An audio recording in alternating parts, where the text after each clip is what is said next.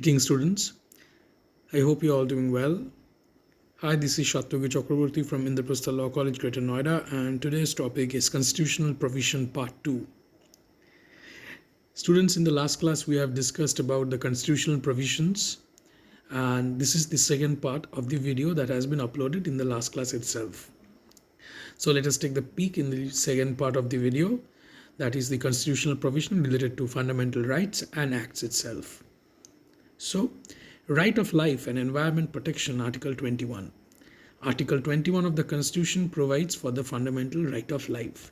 As you students all know, since you have all studied constitutional rights, the fundamental rights that has been entitled to us to enjoy in accordance to it, Article 21 of the Constitution is one of the fundamental rights which speaks about the right of life or right to life. So article 21 जो fundamental rights में आते हैं उसके तहत right to life को importance दिया जाता है. Right to life includes right to have dignified life and also the bare necessities of life like food, shelter, clean water and clothes.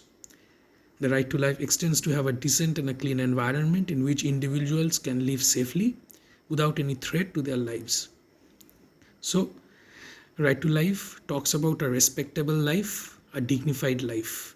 एक लाइफ होगा जहाँ पे रिस्पेक्ट होगा, एक डिग्निटी रहेगा, हर एक व्यक्ति को अपना जो राइट है वो एंजॉय कर पाएगा, सेल्फ रिस्पेक्ट जो है उसको वो एंजॉय कर पाएंगे, वो दिया जाएगा. और जो बेयर नेसेसिटीज़ है, जो मिनिमल नेसेसिटीज़ है, food, clothing, shelter, clean water, clothes, वो एंटाइटल्ड होंगे. और all these will be enjoyed by the person itself. When we talk about right to life, it also extends about a decent and clean environment.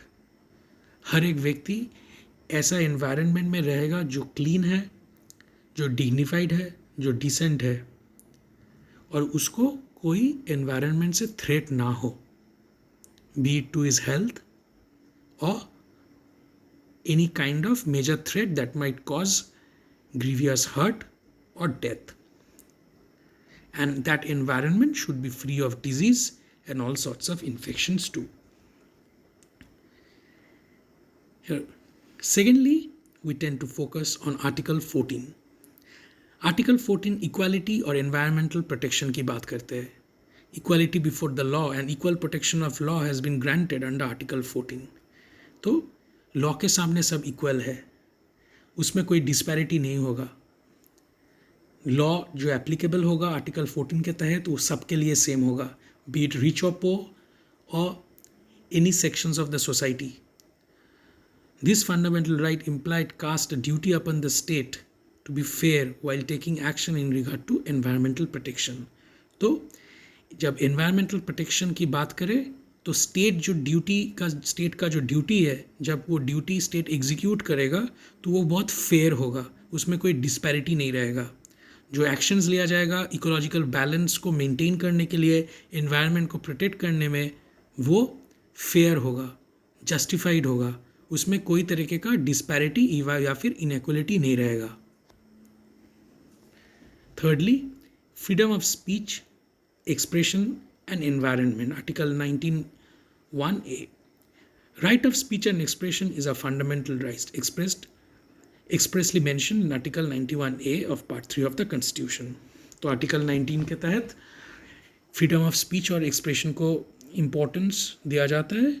There has been a number of cases where people have approached the court through the way of speech and expression themselves by writing letters, like that in case of Rural Litigation and Entitlement Kendra Dehradun versus State of Uttar Pradesh, where they have expressed the violation of their right to have a clean and safe environment and right to livelihood.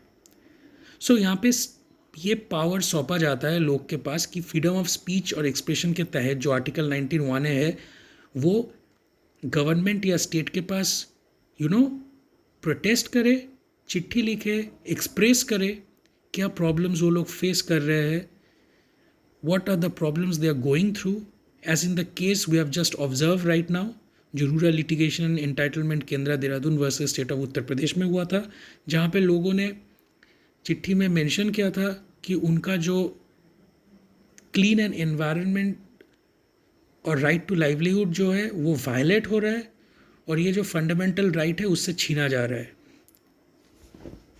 तो right to expression and freedom of speech ये भी लोगों के पास power देते हैं कि वो express करें जब कहीं ना कहीं उनका फंडामेंटल राइट्स भी at the same point in time violate हो रहा है, इन्फ्रिंज हो रहा है, या फिर कहीं ना कहीं वो एनवायरनमेंट को भी इफेक्ट कर रहा है जिसके कारण उसका लाइफ भी हैम्पर हो रहा है। In India, the media has been playing a crucial role in changing the perception of people in issues related to environment. So, the press or the media also plays a very significant role, जहाँ पे media और press भी बहुत important एक significant role play करते हैं, जहाँ पे एनवायरनमेंट को प्रोटेक्शन के में ये भी सहायता करते हैं। Freedom of trade and commerce and environment protection. Article 19(1)(g). All the citizens of India have a fundamental right to carry on any profession, business, trade or commerce at any place within the territory of India of the Constitution, but this is not an absolute right and thus has reasonable restriction to it. Article 19(6) of the Constitution lays down the reasonable restriction to the fundamental right to avoid the environmental hazards. The purpose is to avoid the ecological imbalance and degradation of the atmosphere in the name of carrying on trade, business, occupation, and carrying on any profession. Thus, in the name of business or profession, one cannot cause harm to the environment. Article 19(g) के तहत ये कहा जाता है कि आप India में within the country or the territory itself कोई भी profession, कोई भी trade, कोई भी business, commerce, प्रोफेस या प्रैक्टिस कर सकते हो, लेकिन उसमें भी थोड़ा बहुत रीज़नेबल रेस्ट्रिक्शन डाला गया है। और वो रीज़नेबल रेस्ट्रिक्शन क्या है? आप तो कोई भी प्रोफेशन, बिजनेस या ट्रेड, कॉमर्स तो प्रैक्टिस या प्रोफेस कर सकते हो, लेकिन उसमें ये देखना पड़ेगा कि वो कहीं ना कहीं एनवायरनमेंट के लिए हैज़र्डस नहीं है। क्योंकि अगर आप ऐसा कुछ काम कर रहे हो, ऐसा कुछ बिजनेस या प्रोफेशन प्रैक्टिस कर रहे हो जो एनवायरनमेंट के लिए हैज़र्डस है, तब कहीं ना कहीं आप एनवायरनमेंट को नेगेटिवली इफेक्ट कर रहे हो। सम वे और the other it will effect the environment and all the biotic and the abiotic components living in it, and that is how you are violating the law itself. So अगर आप ऐसा कोई काम कर रहे हो जिससे इकोलॉजिकल इम्बैलेंस हो रहा है, एटमॉस्फेयर डिग्रेड कर रहा है, तो you should be stopped by the law of the nation to continue with that profession, trade or occupation itself, because you cannot harm any environment in the name of business or profession at the end of the day. Now let us look at the Article 51, what it has to emphasize and what it has to talk about. Article 51 talks about the promotion of international peace and security, that the state shall endeavor to promote international peace and security, maintain just and honorable relation between nations, foster respect for international law and treaty obligations in dealing with organized people with one another, and encourage settlement of international dispute by arbitration.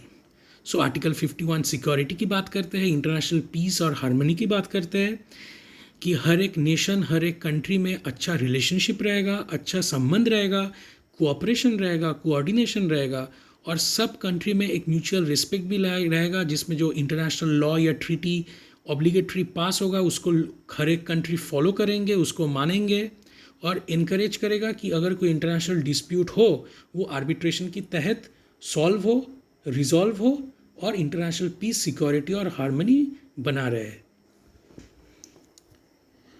Article 51(a)(g) employs the expression the natural environment and includes therein forest, lakes, rivers and wildlife. So again at the same point in time, while Article 48 provides for cows and culls and other milch and draught cattle, so Article 51(g) natural environment की बात करते हैं, जिसमें rivers, lakes, forest, wild life भी आते हैं, इनके protection की बात करते हैं, इनके सेफगार्ड की बात करते हैं। और आर्टिकल 48 जो एनिमल्स है, जैसे हर्ड्स है, नॉर्मल काउज बोलिए आप, काव्स, मिल्च, ट्रॉट कैटल की बात करते हैं, उनके ऊपर एम्फेसाइज करते हैं, उनके प्रोटेक्शन के लिए भी एम्फेसाइज किया जाता है। So the conclusion from the whole constitutional provision that we have been studying a while can be drawn is that there is an urgent need to formulate laws keeping in mind the fact that those who pollute or destroy the natural environment are not just committing a crime against nature, but are violating human rights as well. Indeed, health has seemed to be the subject that bridge gaps between two fields in environmental protection and human rights.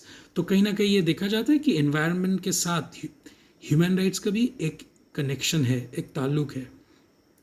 आप लोग fourth same में human rights पढ़ के आए हो, और ये चीज़ भी आप देखोगे जब भी हम लोग फंडामेंटल राइट्स की बात करते हैं, कैसे फंडामेंटल राइट्स भी ह्यूमन राइट्स के साथ जुड़ा हुआ है, क्योंकि फंडामेंटल राइट्स भी ह्यूमन राइट्स की एक पार्ट है. सो जब आप लोग या हम लोग, नॉट हम लोग जो काम कर रहे होते हैं, we humans are making such acts happen by which owing to us, हम लोगों के लिए, हम लोग जो काम कर रहे हैं, be it urbanisation, be it industrialisation, whatever may it be, deforestation, for our modernity, for our modernisation, for our development, हम लोग पोल्यूशन करते हैं, हम लोग जो नेचुरल इन्वायरमेंट को डिस्ट्रॉय करते हैं, कहीं ना कहीं ये जाके ह्यूमन राइट्स भी वायलेट हो रहा है, क्योंकि इसका जो बैकलैश है वो हम लोग को ही लेना पड़ता है, क्योंकि एनवायरनमेंट और इकोलॉजिकल बैलेंस के इम्बैलेंस के लिए जो बैकलैश हम लोग फेस करेंगे वो हम लोग ही फेस करते हैं. We humans tend to face that, and at the end of the day we create such a situation which completely jeopardizes the living conditions or livelihood or right to life. So environment should be protected at any way possible, and if it is protected and destroyed, the quality of environment should be such so that it does not violate the right to life, और human rights भी तभी upheld होगा. तो इसके साथ human rights भी जुड़ा हुआ है. So that will be for today. Thank you class.